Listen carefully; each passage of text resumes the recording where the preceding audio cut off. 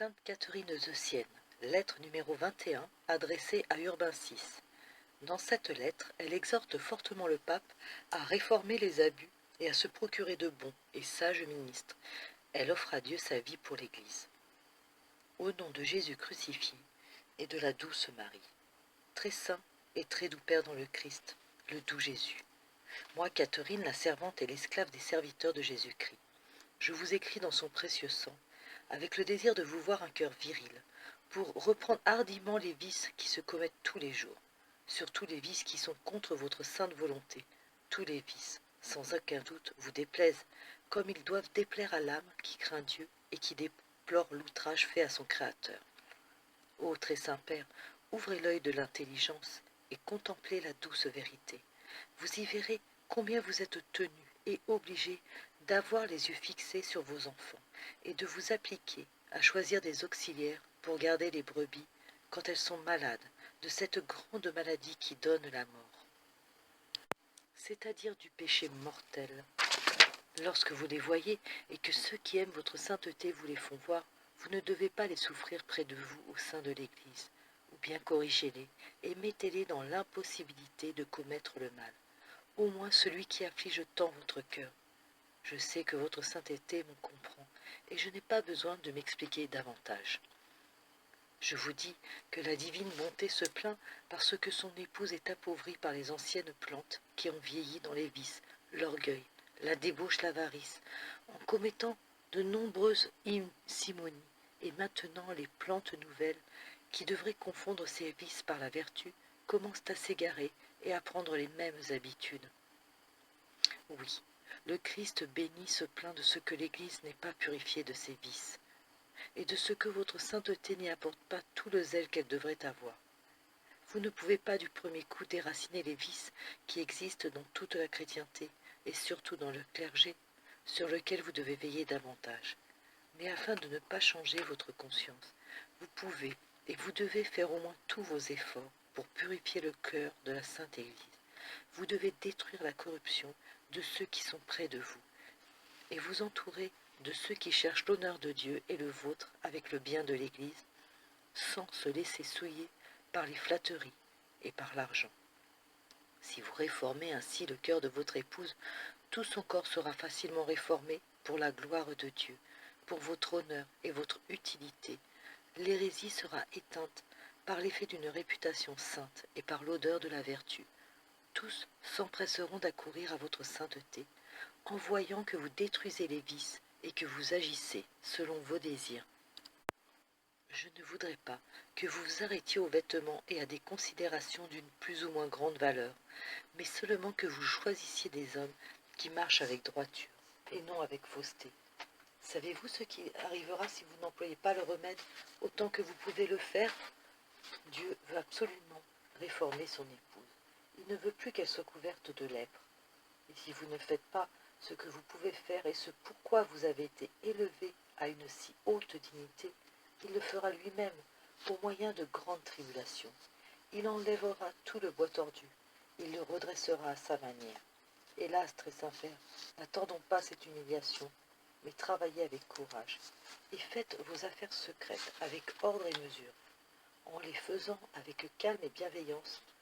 Ceux qui craignent Dieu et qui vous disent ce qu'il faut et ce que vous devez faire, vous montrant les désordres qu'ils savent exister autour de votre sainteté.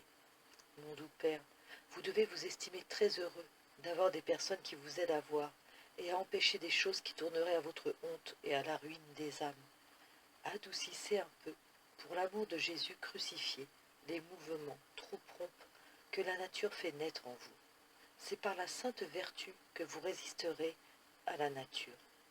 Puisque Dieu vous a donné un cœur naturellement grand, je vous prie et je vous demande de vous appliquer à l'avoir surnaturellement grand, c'est-à-dire que par le zèle courageux, affermi dans une humilité véritable. Vous aurez ainsi le naturel et le surnaturel, car la nature sans la grâce nous servirait à peu de choses. Elle ferait naître plutôt les mouvements de colère et d'orgueil, et quand viendrait l'occasion de rendre des personnes qui nous touchent de près, nous ralentirions le pas et nous deviendrons timides.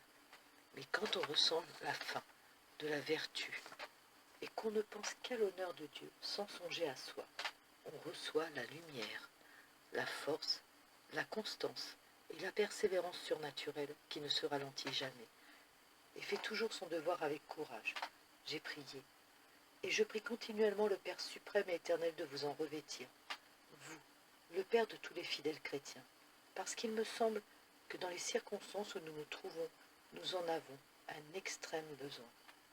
Pour moi, votre misérable et ignorante petite fille, je ne cesserai jamais d'agir, tant que Dieu m'en fera la grâce.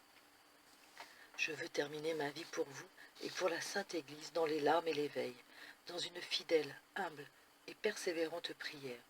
Dieu me le permettra, car de moi-même je ne puis rien.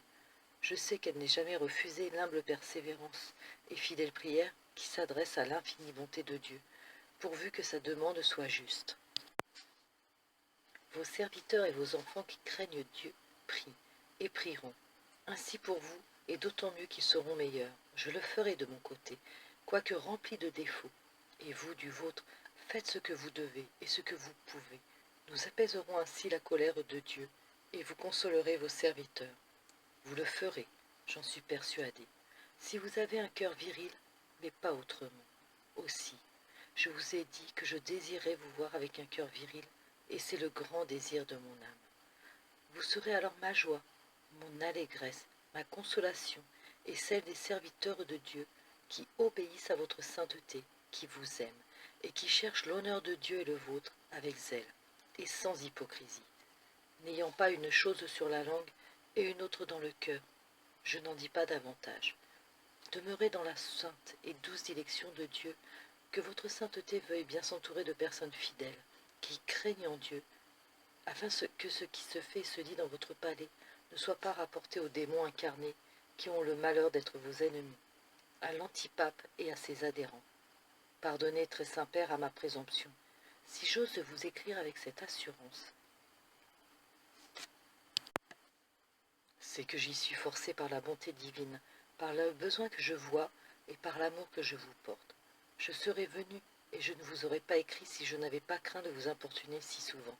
Supportez-moi avec patience, et je ne cesserai jamais, tant que je vivrai, de vous presser par mes prières, mes paroles et mes lettres, jusqu'à ce que je vois en vous et dans la Sainte Église ce que je désire, et ce que je sais que vous désirez encore plus que moi. Fallut-il même sacrifier sa vie? Il le faut, très saint Père, ne dormons plus, je vous demande humblement votre bénédiction. D'où Jésus, Jésus à moi.